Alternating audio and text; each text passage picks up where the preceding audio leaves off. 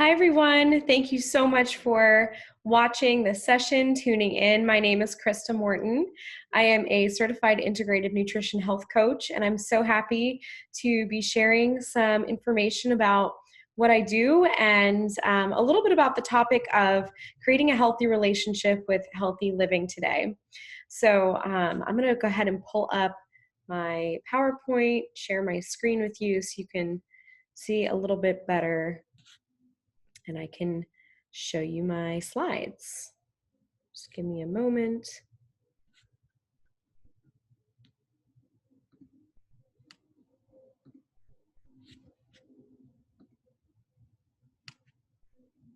Okay.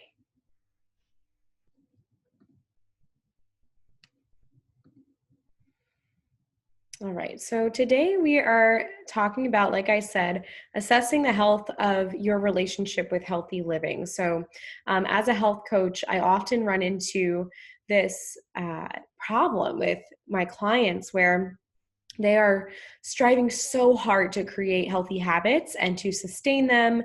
And diet culture has just infiltrated their lives. And it really has infiltrated many of our lives. And whether it be going on some kind of a specific dietary model or it's a specific exercise regimen, there are messages from diet culture everywhere that are creating unhealthy relationships with healthy living. And while these habits aren't intentionally or in and of themselves negative or bad, they are quite helpful.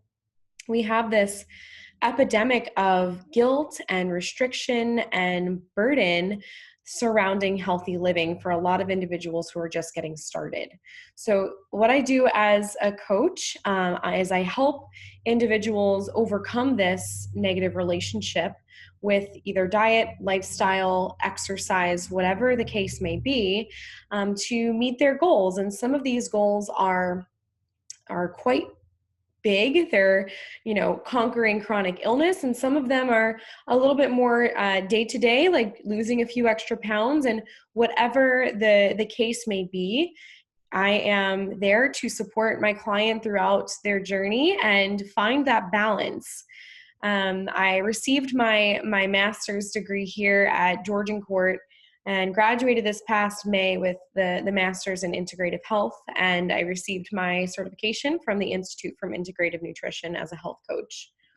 So I wanted to share a little bit about my journey just as we get started here, and what led me to this point of now wanting to share my passion for health and wellness with others in this whole-bodied, mind, body, spirit, holistic way. And for me, my journey began with a strained relationship with food and exercise. As an undergraduate, I studied dance performance, and getting into the dance world and performance and having all of these expectations about what my body should look like and what it should be able to do. And it really started to have a negative impact on me. And I went down the route of kind of all of these restrictive habits, like counting calories or compulsive exercise. And you could most definitely say disordered eating at times. And this really was a difficult time for me. And, while I wanted to just sort of toss hands on this striving for healthy living at times, I had this added component of being diagnosed with chronic illnesses in the same period of time. And being that I was also studying integrative health throughout this period of time, undergraduate studies, I realized that there is this balance, that food is medicine and movement is medicine. And I knew that, but the intentionality with which I was doing it was not serving me. It was becoming a burden. And my health, the things that were going to boost my optimal health, they weren't aligning with peace in my spirit. And I was making these habits a burden. I was making the healthy living, the healthy eating, and the exercise, it was all just becoming a burden. And if, I wasn't living the way that I thought that I should be living, that was invoking feelings of guilt and shame. So I knew that it was time to make a change, because at this point in time, there wasn't an option to toss hands and give up on food as medicine. It was time to dive deep into nutrition, and it was also time to dive deeply into my emotional wellness, because I was not going to let either chronic illness or this strained relationship with food or and exercise win. It was time to assess both and start to reframe what I perceived as restriction into food freedom, into movement freedom, and just start to live the best version of myself and my life, my health. And so along this process, as I just briefly shared before, I started to dive deeply into education in this field. I started exploring somatic movement, which is just that mind-body connection. As a dancer, that was really important to me, to find a way to share somatic movement, whether it be mind-body dance or yoga, as a certified instructor, some way to help others feel that confidence and feel that purpose and the joy in movement, rather than this burdensome exercise that many feel when they are simply going to the gym because they need to shed a few pounds.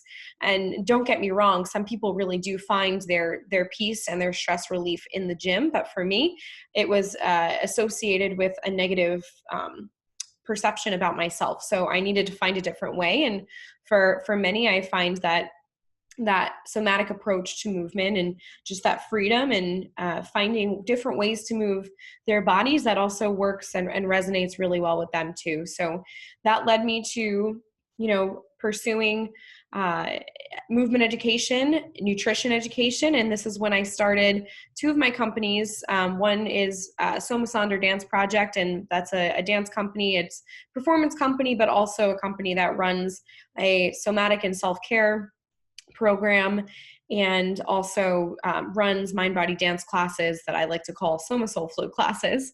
And these are open to dancers, non-dancers, the like, and just kind of invites everybody into a safe space to explore what it's like to move freely and with joy. And then, of course, the launch of my health coaching business, Krista Wellness, where I guide others through diet and lifestyle to reach their optimal health. So, as I said before, food and movement are both medicine. So for many of my clients, they're dealing with heavy diagnosis of chronic illness, gut health issues, skin issues, autoimmunity, and chronic fatigue, things like this that are definitely requiring food to be taken very seriously, as well as supplementation as support. So for these clients, that option to kind of just give up, like I was saying before, give up on that healthy lifestyle, it's not really an option. However, it should not be a burden. It should be freedom to live your best and healthiest life. And unfortunately, diet culture doesn't teach us to perceive healthy living that way. But we know as conduits of holistic health that finding wholeness amongst any circumstance is the definition of healing. So finding this balance is something that I really love to help my clients with. And the way that we resolve this issue of feeling like they're in this food prison, right? They can't have all of their favorite foods anymore, maybe. And there's food sensitivities present. There's gut health issues. There's, brain fog with all of these different components of inflammatory foods that unfortunately we are bombarded with on a daily basis, and they do become addictive to us. It's very important to find the why behind how we live our lives. And this, I find when working with clients, is the ingredient to living a healthfully healthy life. So there are some key factors that I like to look at with individuals that kind of indicate if your healthy lifestyle isn't so healthy, and it's time to find your why. So if you are living a healthy lifestyle that is helpful to you, this should, in your life, unite community, unite your closest, friends and family surrounding you, enhancing celebration, right? Food, we know from history, is used as celebration in, family culture, in religious ceremony, in all types of different ways. Food is used as celebration. This lifestyle should build your confidence and energize you. It should invoke a sense of self-love. It's done with mindfulness, and it should satiate you body, mind, and spirit. I must have gotten a little bit cut off in my text there at the bottom. I do apologize. Unhelpful. These are the things that that sort of indicate that your lifestyle that may very well be healthy, and you may be eating salad, and you may be on the keto diet or paleo or whatever the case may be, eating all organic. It's a little bit unhelpful to you. If it takes over your thinking, it interferes with your daily activities. It defines your self-worth. It becomes a burden. It feels uncontrollable, and it invokes feelings of guilt. So I find that clients who are in the yo-yo of diet culture and exercise, that they feel this severe sense of guilt when they don't perform the way that they think they should in their lifestyle, whether it be having a quote unquote cheat meal that they didn't allow themselves, or it's not hitting that extra mile on the treadmill. And these things should not define our self-worth. And unfortunately, we are living in a world that really condones overdoing it and stretching ourselves and being perfect. And we are not perfect people. That's not how God designed us. And so we need to start to shift our mindset around these things. And really, when it comes to a healthy relationship with healthy living, it's not necessarily about how you change your lifestyle. It's about how you perceive your lifestyle. So it's a lot of mindset work.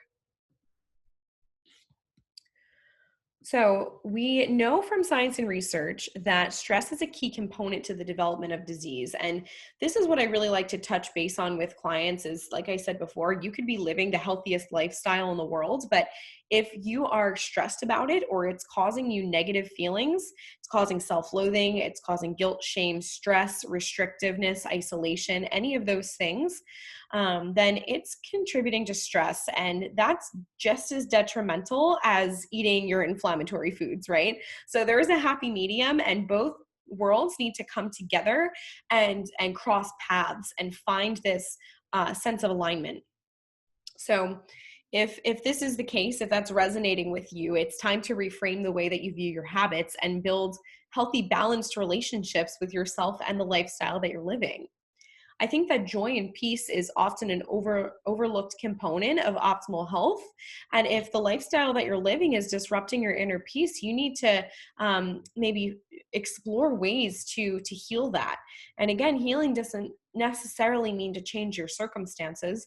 We know that it means just to find peace and to find balance amongst those circumstances. So like I said, maybe it's not changing what you're doing, or maybe it is making some adjustments here and there.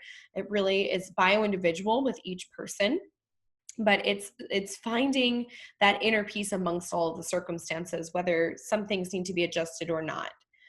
And that's basically what it says at the bottom there. You don't necessarily have to make this dramatic lifestyle change. Maybe you're already doing some of the right things. It's simply the intentionality with which you're doing them that is disrupting and creating dis-ease within your body. So when I work with clients and I help them overcome a strained relationship with healthy living, I really encourage them to do kind of 3 steps here. And the first one is to tell your story. Tell your story about food, tell your story about exercise, and look back on the ways that diet culture and exercise has shaped you, has shaped your emotions towards it, your disposition, your love for yourself, for your body, and how that affects your relationship with actions that are really meant to be forms of self-love, such as cooking or moving, right? Moving our bodies. A lot of times when you are stuck in the merry-go-round of diet and exercise culture, these things start to become burdensome. And I find that many individuals don't look forward to things like meal prepping or cooking a hot meal for themselves and their family, or going to the gym and exercising. They become more like, a heavy backpack on their shoulders than a form of self-love. And this is where you get to see how your life and the external factors, the diet culture, the expectations that others and yourself are putting on you have shaped your story and shaped now your current expectations of the life that you live, and have infiltrated your ability to find joy in that healthy lifestyle. So step 2 is to find your why, right? So you look back on that story, you write everything down, every detail, especially from childhood. A lot of times our habits that come out, especially when I work with individuals who are inclined to emotionally eat, a lot of this is childhood trauma. And we know that from psychology is, a lot of things from childhood shape and mold us as we grow into adults. And being that food is our primary sense of nourishment, biologically, it does make sense that these old stories would come out in our eating habits, right? So, if you are an emotional eater, and to some extent, all of us emotionally eat, but it depends on, is it invoking feelings of guilt and shame? Is it disrupting your day to day life? If so, it's time to take a look at those past traumas and tie the emotions together, right? A lot of times the emotions that occurred during events as a child, they've followed us. And every time that same emotion is provoked by, it could be a totally different situation, that stress response goes off all over again, and it comes right out into the way that you eat, the habits that you're practicing, and your mindset.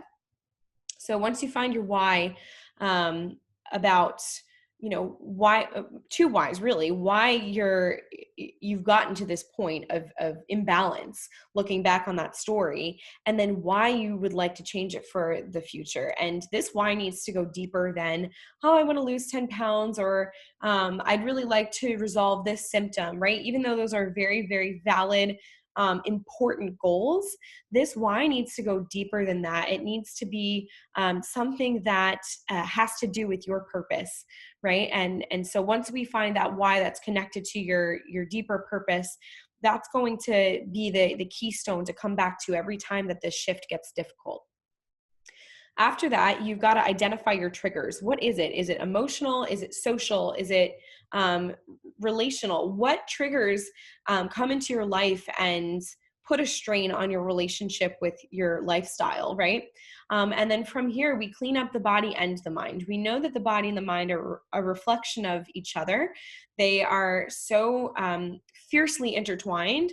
So, while I work with clients, it's not only about shifting their diet if they're dealing with chronic illness, or they're dealing with a struggle with a weight loss journey. It's about cleaning up the body through the food on your plate, but cleaning up the mind and the emotion with a lot of inner work, self-dialogue, and conversation. And then from there, we are reframing and we're changing the verbiage of this lifestyle. We're no longer calling it diet and exercise. We're going to call it food and movement. We're going to call it for what it is. And we're not going to put them in these boxes that say you have to do a 20-minute HIIT workout 3 times a week, or you have to run 5 miles on the treadmill twice a week. We are putting them in these open spaces that allow for bio-individuality and personalization of lifestyle. And from here, that allows you to find what works for you, to find what resonates with you, so you never feel like you are going through this lifestyle as a burden again. And of course, there is some sense of discipline, as in all good things, right? We all need to have a little bit of discipline in our lives, and that's a good thing. But rebuilding your relationship with food and movement comes from allowing yourself the freedom to find what works for your body and your constitution, body, mind, and spirit, because we are all as individual as our DNA.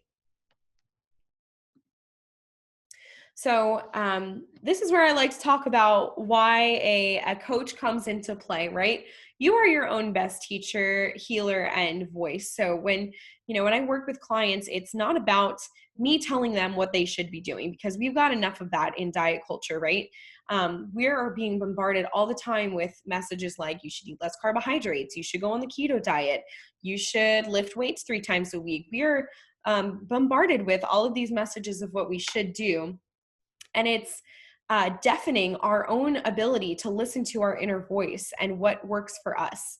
And so as a health coach, I like to support clients to bring that intuitive wisdom to the surface while just helping with general education about, diet and lifestyle and the benefits. Because a lot of times it's a lack of knowing, right? We don't know sometimes the damage that certain inflammatory or genetically modified foods are doing to our body. And knowledge is that empowerment to take control of your health and be your own best advocate. So it's this beautiful blend of coaching and educating, but also supporting so that you, as an individual, can find this lifestyle that works the best for you because you listen to your own intuition and your own inner voice.